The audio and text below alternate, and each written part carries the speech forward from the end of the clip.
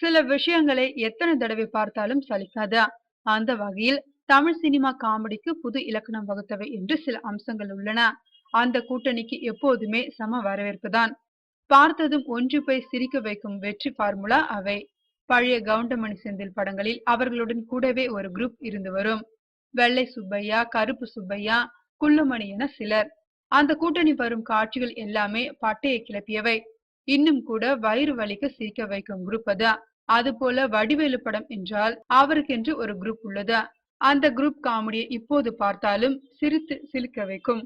வடிவேலு, சிங்கமுத்து, அல்வா வாசு, தம்பி ராமையா, போண்டாமணி என இந்த குரூப் சேர்ந்து அதகலப்படுத்திய காட்சிகள் எத்தனை எத்தனை. ஒவ்வொன்றும் ஒரு சுகம், ஒவ்வொன்றும் ஒரு ரகம். அந்த கூட்டணி இப்போது இல்லாமல் போய்விட்டதா? சிங்கமுத்து இல்லை, தம்பி ராமையா இல்லை, அல்வா வாசுவும் இன்னும் சிலரும் மட்டுமே உள்ளனர். ஆனால் வடிவேலு நடிக்காமல் வனவாசம் இருந்து வந்ததால் இந்த கூட்டணியும் சேரும் வாய்ப்பு இல்லாமலே போய்விட்டது. இந்த நிலையில் எலி படம் வருகிறது.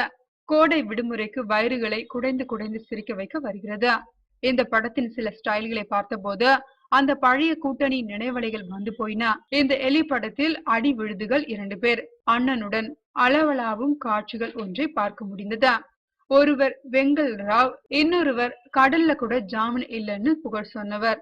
இவர்கள் இருவரும் வடிவேலுடன் நடித்த அத்தனை காட்சிகளும் அட்டகாசமானவை.